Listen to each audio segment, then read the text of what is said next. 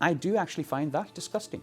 That in this land, the home of the English, there are classrooms with no English people in. Do you think that abides by your code of conduct? That's where remigration, yes I do. I think that's where remigration will help this country. You get a lot of young people who do not feel represented. That is why they're here. That is why that we're looking for alternatives to the mainstream, because we feel that that represents us. We feel like our future is in the wrong hands. You are being ignored by politics, and your community is slipping away. This is the Homeland Party, described as being the largest fascist neo-Nazi party in the UK by the campaign group Hope Not Hate. The party is accused of being embedded in the Great Replacement, a theory that the white race is being replaced, which has been identified as being a conspiracy by the government. Leading members have been previously affiliated with groups like Patriotic Alternative and the British National Party. But Homeland says they're not far-right, they're sensible nationalists, helping young people move away from extremism towards a more constructive path. And they've also been running in your local elections.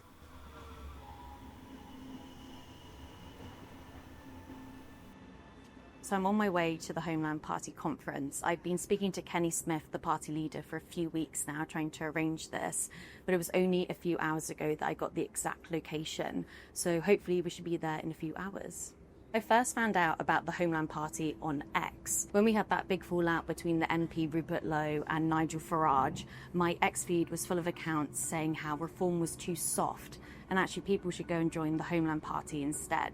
While the Homeland Party is a relatively small political party, with around 1,300 members and a handful of parish councillors, their leader claims that the party has grown 5 times in size since September last year.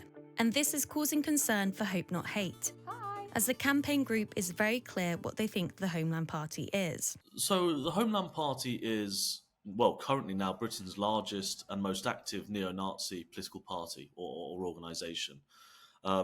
It registered as a political party in 2024, but it actually split away as a splinter group from an existing neo-Nazi group called Patriotic Alternative back in April 2023, and has since grown and overtaken Patriotic Alternative, become the largest neo-Nazi organisation in Britain. Hope Not Hate has been documenting several of Homeland's key members' previous links to far-right organisations. But for the Homeland Party's leader, Kenny Smith, who previously held roles in Patriotic Alternative and the British National Party, he claims Homeland is far removed from these far-right groups. In order to be registered under the Electoral Commission in the UK, political parties must abide by UK equalities laws, which protect against discrimination of protected characteristics, including race. But for Joe, he believes the Homeland Party's sensible nationalist image is a facade for political gain. The Homeland Party, they say that they're sensible nationalists. They don't identify with the words being called fascist, neo-Nazi. Why do you call them that? Explicitly saying that they're fascist or neo-Nazi turns people off still in the UK. And so what they do is they present themselves, as you say, they call themselves sensible nationalists. They code their language. And they engage in a much more moderate form of activism. Even their logo is designed to specifically look non-fascist and moderate. The reality, of course, if you look at both its membership and its ideology, it sits very comfortably within any definition of fascist and in neo-Nazi. I mean, when you go through the Homeland website, it looks relatively inoffensive. You've got videos of people litter picking, leafleting, the sort of thing you'd expect from a political party. And what Homeland's core beliefs centre around is what they call sensible nationalism and something called remigration. The Homeland Party states that to tackle immigration, they would introduce remigration, which involves reversing laws and policies that permit and encourage mass immigration, while implementing those which encourage mass emigration, prioritising the removal of criminals who harm society. But Joe considers Homeland's policy to have a different meaning. Remigration is about removing or creating the climate whereby people of colour and minority communities leave the country. And so rather than immigration or migration, it is remigration, as in forcing them to leave. You know, their core beliefs are around what they call remigration and the Great Replacement, but ostensibly at its core, this is a party that wants to reduce or even remove non-white and people of colour from the United Kingdom. The Homeland Party's own code of conduct, it states that there are restrictions on expressions of hatred towards someone or a group of people on account of factors such as race, nationality, ethnic or national origin, as well as the use of racial slurs at their events and online. I've passed through 6 checkpoints this week alone without any issue. because I don't like an idiot online. Kenny Smith has posted a lot of videos urging his followers to clean up their digital lives, to not act like an idiot online. But when I go through a lot of the X accounts of Homeland members and supporters, it seems to paint a different picture. Okay, I'm just going to read through some of what these people are saying. Just look at some of the things that he's saying here. I've always been disgusted by mixed race couples and race mixing in general. I mean, I'm just watching a video now of this guy. He's apparently 16 and he's just called mixed race couples disgusting. This guy also looks incredibly young. He's talking about the Great Replacement theory. So I want to find out what's really going on inside the Homeland Party and if they are capitalising on the fallout of Reform UK. To attend the Homeland Conference, they required us to sign a Memorandum of Understanding, which included rules of no secret recordings and to only film in designated filming zones. We were only allowed to be there for 2 hours before the conference was due to end, and if we were to not abide by this memorandum, they would remove us from the premises. I've attended numerous party conferences in my time and have never been asked to sign a document like this. When we arrived at the conference, we were greeted by a Homeland member who said that they were there to babysit us for the entire event. I wanted to gain a feel from attendees at the conference of what they thought of Reform UK and the Homeland Party. And as per the memorandum, I had to let individuals come to me. Why are you part of the Homeland Party? So originally I joined Reform, but I became quickly disillusioned when they started slipping from their original message into a more populist message, just trying to bring in numbers, and they started to lose sight of what their original message was. So then I went on a bit of a soul-searching mission. It took me a few months, and then I decided on the Homeland Party because they were the only one who I really saw were genuine in their message of standing for our people. I was supposedly the face of your conservatism, and I didn't feel represented. You get a lot of young people, Zoomers, I'm technically a Zoomer, who feel that way, who do not feel represented. That is why they're here. That is why that we're looking for alternatives to the mainstream, because we feel that that represents us. We feel like our future is in the wrong hands. Immigration is not just a problem with illegal immigration. We need comprehensive policies to address all of it, and Homeland was the one party that's actually willing to do something about it. And what would those comprehensive policies be? Well, remigration, obviously, we're at the Remigration conference. While I'd only been able to speak to a small number of people at the conference, I noticed a variation in their ideas of remigration. Hello, just a quick one on remigration. We often talk about African remigration and Asiatic remigration, but what about Semitic remigration? If we take the number of people here, we reduce them, people that are criminals, people that are leeching off of the system, and they should have no real right to do that, then that money can be put back into the system, put back into my children when I have them, have better opportunities for work and life here. How many people would that be, though?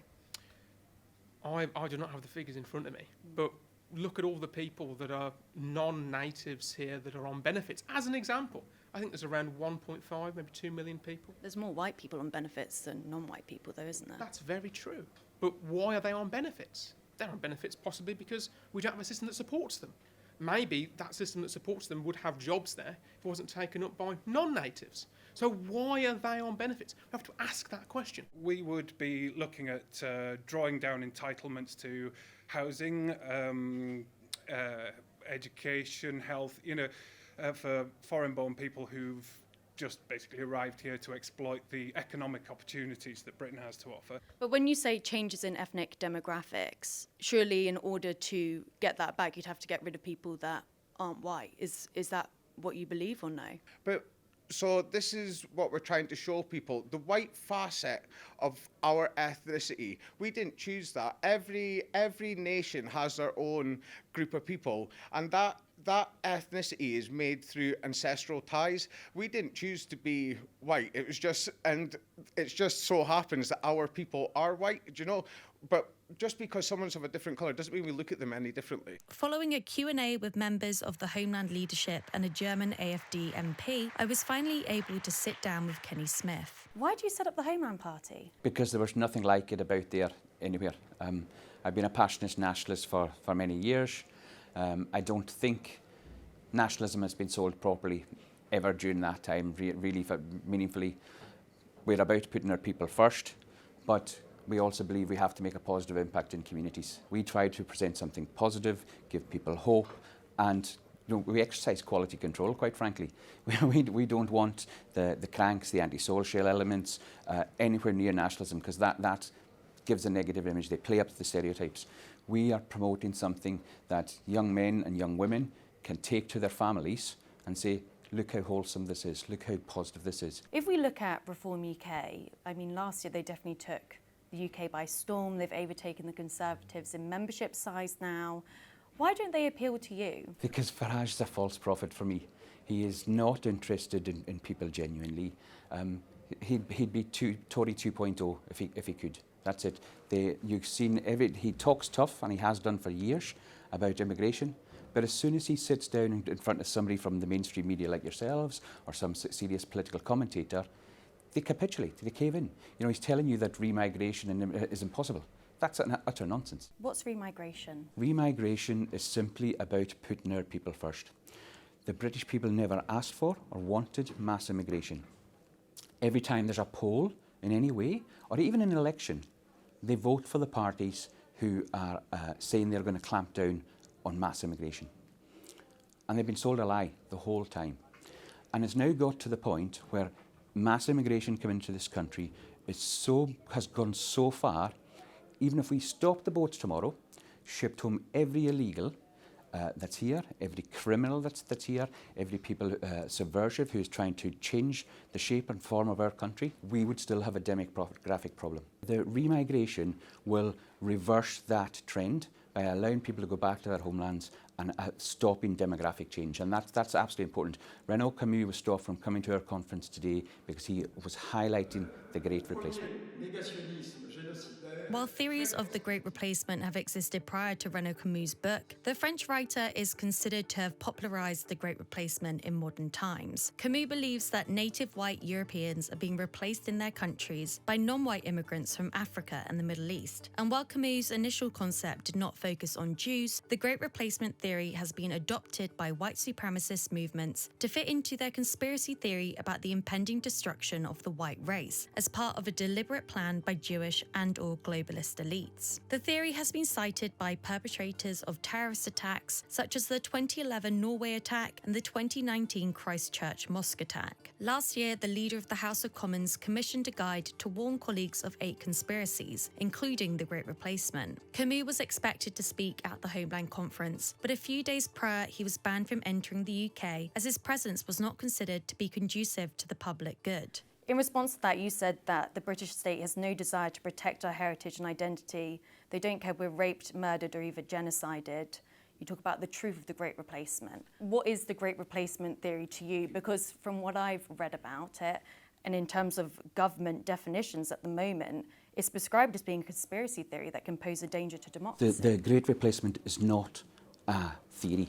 It's actually happening in front of our eyes. Everybody can see it. Statistics are showing that we are becoming a minority in our own country. Kenny is right in the respect that the number of people identifying as white British in census data has declined between 2001 and 2021 in England and Wales. But overall, the white British population still remains as the majority ethnicity in the UK. There are many different factors that may contribute to this decline, including the way individuals choose to self-identify between censuses. For example, even though the question of ethnicity was introduced in the census of 1991, it only provided one option for white. It wasn't until 2001 when the census introduced white British and mixed ethnicity. And so these changes in definition makes collecting ethnicity data and measuring changes over time challenging. Hope Not Hate, they call you the biggest fascist neo-Nazi party in the UK. And fascist neo-Nazi. And that's why I'm presenting this to you. These people and say, are clueless. What would you be Absolutely your response clueless. The fact that they're calling us fascist Nazi shows you how, actually they are. These are two different ideologies they've crammed into the one sentence. In terms of the Great Replacement theory, it has links to xenophobia. Okay, it's got links to xenophobia, anti-Semitism, racism. It's a theory that is also promoted by a lot of far-right groups in the UK. What far-right groups? Patriot Alternative. Clowns. You were part of them. And that's why I left. because they weren't serious individuals. There is no far-right threat in this country. Second biggest in terms of terrorism threats in the UK. That's honestly, have you examined the data on these things? People who make tweets, people who say things out of turn, it's an absolute nonsense. The biggest terror threat in this country comes from Islamists, and that's there constantly. There is no far-right threat in this country. People in custody for terrorism and terrorism-connected offences in Great Britain, 62% Islamic extremist views, 30% that's the majority. extreme right-wing Considering their ideology. size, But it is the second biggest. Considering their society, It is the second biggest. We're and you still the just said majority in this tweets, country. But they're the second biggest. Yep, we are still the majority in this country slightly, but there's 60% of these are not the natives. The thing is, though, Kenny, to be registered as a political party in the UK under the Electoral Commission, your party has to abide by UK equalities laws, Yes, indeed. which protect against discrimination of protected characteristics, including race. Yep. My question to you is, how does your party, how does Remigration fit within that? We abide by the laws of this country. We have done ever since the day.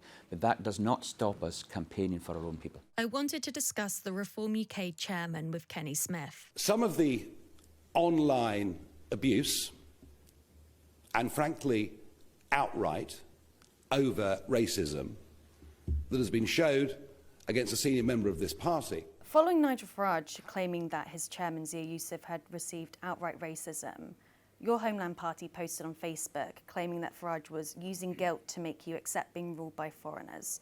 Do you think that the ethnicity of the Reform chairman is a problem? I think it's important.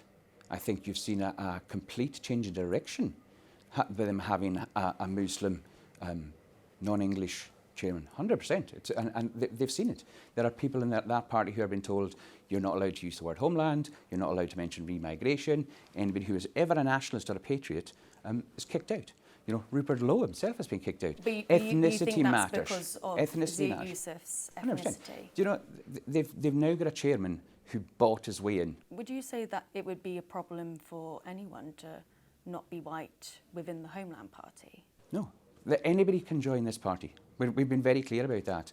We got registered very easily with the Electoral Commission because their policy is anybody can join. We abide by the Equality Act. It's not a problem. But would you let them onto your National Council, for example?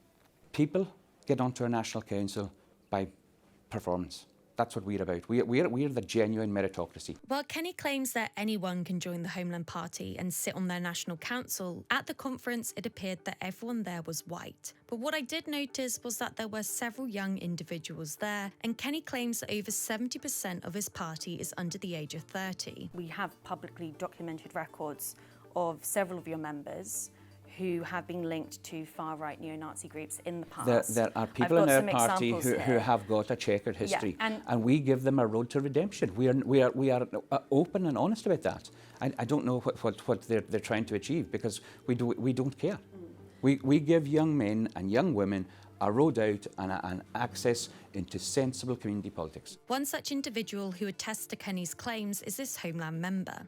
So I first met Kenny Smith about 4 years ago now. I think that he clocked quite early on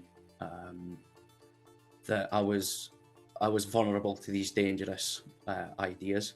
We really did believe that there was some sort of race war coming, and that we had to prepare for that, and that it was going to happen this year or next year. And Kenny really sort of blasted holes with his rhetorical shotgun into that, and showed me that it was hopeless the way I was trying to approach the problem, and dangerous. He used to say that he went down a dark path. He thought that there was a race war coming. Yep. And he says that now he's being put onto a more constructive path. And I think that is a really interesting case and point that he's making there. But I have found one individual who's a member of the Homeland Party. He's 16 years old.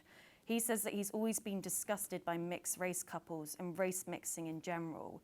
Does that sound like an individual who's on a constructive path to you? Yeah, that is a young man who has only recently joined our party. He's 16. You don't turn people around overnight. Everybody knows that. people are a work in progress. What they do after they join the party is important to us. I believe that quote you're speaking about happened before he joined us. In fact, I know he is, because there's already been a smear attempt from a left-wing newspaper in Scotland, and we defended that young man vigorously because he has done nothing wrong since he has come on board with us, and he's on his path to sensible nationalism and community politics, yes. While Kenny claims this person made this video prior to joining the Homeland Party, the young individual has continued posting on X. The mosque symbolises something a little more sinister. It might be subconscious, but you can't help but be reminded of things like the Manchester bombing. None of these things are representative of the Muslim community as a whole, but Britain hasn't experienced any positive contributions from this community. People will look at this and think, you on the one hand are claiming that you are helping people go on a constructive path, but if you follow things like the Great Replacement, if you are advocating for that, what makes you different ideologically from other far-right parties like Patriotic Alternative, for example? We're not a far-right party for a start, okay, we're just nationalists. What makes you different to Patriotic Alternative, for example, which is being assessed under the definition of extremism by the government last year? What makes you different to them ideologically? That's what people will be concerned about. Ideologically, we're not extremists. We put sensible nationalism. We tell people what actually nationalism genuinely is. So, and that it's really literally as simple as that. We don't tolerate all the nonsense. The names and labels that they call us, like calling people racist, we don't just take them on as a badge of honour. We let them wash over us because they mean absolutely nothing to us. I'm not a racist simply because I love my own people, and I'm unashamed to say that I will stand up for my own people. And neither way am I going to shy away or cower because somebody's called me one of these stupid names. I simply don't care. They can call me any name they like. I'm going to continue doing what I do, standing up for our people, setting a good example with sensible, positive nationalism so that our people can go into communities, have a positive impact and start winning power and control again. In your code of conduct as well, you do state that laws and social etiquette is prohibiting certain speech, includes expressions of hatred towards persons based on their race, nationality, ethnic or national origin, and the use of racial slurs at your events and online. I've got some X posts from several of your members. I've got someone saying, I don't want my children raped in return for importing delivery drivers. Still struggling to come to terms is that racist? Still struggling to come to terms with the fact that an African is leader of the Conservative Party. She is. I would never send my child to a school like that, and it was regarding a picture of white, black, other minority ethnic. Many such schools exist in this country. Is with it disgusting? not even a single English person in that school. They said, I would never send my child to a school like that. It's disgusting. I wouldn't send my kid to a school like that either. Is it disgusting? That's for them. That's not a decision for me to make. That's their words. There'll be a lot of people who will think that a lot of these posts contradict your code of conduct. You point out where in me that breaches their code of conduct. I think there's no racial slurs or threats of violence or anything like that. I think suggesting that children who aren't white is disgusting. No, I think the disgust comes from the fact that there are schools and classes in England where there are no English people. I've spoken to teachers. In fact, I spoke to one yesterday in Birmingham who goes to a school where she has no white pupils, not even English, no white pupils in her class. I do actually find that disgusting, that in this land, the home of the English, there are classrooms with no English people in. That's completely wrong. Do you think that abides by your code of conduct? That's where remigration, yes I do. I think that's where remigration will help this country. It'll restore English society and English people to English classrooms. A lot of people will think that what you've just said, it is discriminatory based on race. There is no discrimination or racism that I said there. That I have a preference for English people having majority in English schools. I think that you'll find that there are many, many people in England who actually want that. Since the person made that post on X, it appears they've left Homeland, as the party claims the individual has been advocating for a more hardline approach they don't support. It also appears that several of the other X accounts of posts mentioned in this video have been deleted since this report was filmed. The Homeland Party claims its approach to be the most serious and sensible of any political party in the UK. So I wanted to ask Kenny if the party's key policy of remigration had any substantial plan behind it. How much is remigration going to cost if you have to replace a fifth of the workforce? And secondly, how much time is it going to take for you to train up white British individuals to take over those roles, and how much is that also going to cost? Not very long. So in terms of costs, if we do away with housing immigrants, giving them benefits, all the effort that goes into supporting that network, if we end all these DI initiatives and these things that put their people first, there will be absolutely billions for us to help How much would remigrate. that be, though? I don't know. They hide the costs from us all the time. No, I think we do have the costs, actually. You don't have the costs. In terms of the money spent across all the different sectors, remigration is absolutely easily affordable. So that's where the Homeland Party comes in. We are the voice of our people. We are putting our people first, and we don't care about whether you're saying there's an economic benefit or not. We are not an economic zone. We are the homeland of Indigenous people, of the people of this island. That's what matters. Nothing anybody can tell us about selling an economic value to mass immigration matters one iota to us. In order for people to take you seriously as a political party, they will want to know the costing and funding behind all of your policies. But Joe, you can't provide me with an actual figure right now. Joe, we have got 1,300 members. We have got 12 town and parish councillors. We are in the very beginning of our journey. We aren't even contesting parliamentary seats. What you're asking for is absolutely ridiculous. It's nonsense. You're a relatively small party, as you just said, 1,300 members. If you don't gain momentum, if you don't grow, what's going to happen to remigration for you? What are you Homeland going to do Party there? is inevitable. Remigration is inevitable. We are consistently But what growing. if it's not? If it doesn't... I'm not even entertaining that fact, because everything I'm seeing right now is we're moving on the right trajectory. I have a positive mindset. I believe we will win, and I can see victory. I don't even. But if you don't win, will you still go ahead with enacting remigration? Well, if we don't win, we can't, can we? We need to be empowered to do that. I mean, that's just it. Our aim is to build the Homeland Party, take power wherever we can, and implement remigration. That's what we are, steely focused on. I feel like I've struggled to get a really clear image of what the Homeland Party is actually like. We're very heavily monitored. What I also learnt was that not just Kenny Smith, but a lot of people at the Homeland Party genuinely believe that the Great Replacement theory is not a conspiracy. They believe that to be true. There was a lot of people there who felt extremely disenfranchised with mainstream politics. They feel like they've been let down by government after government. But also there was a lot of distrust within the news. These people didn't really trust us as well. But the difference here is that this is something that we're seeing across the whole of the UK. There is growing concerns about immigration. It's why we're seeing the rise of parties like Reform UK, for example. But the question that still remains for me is how people who have those fears are jumping to remigration as being the solution. But there was still one more person I wanted to hear from. Times Radio, Nigel Farage, has been investigating an organisation called the Homeland Party in conjunction with the Times, which has said that it wants to solve mass migration with remigration. We all know what that means. Now, my colleagues have spoken to individuals who... By the way, I've never heard of them. No, I know.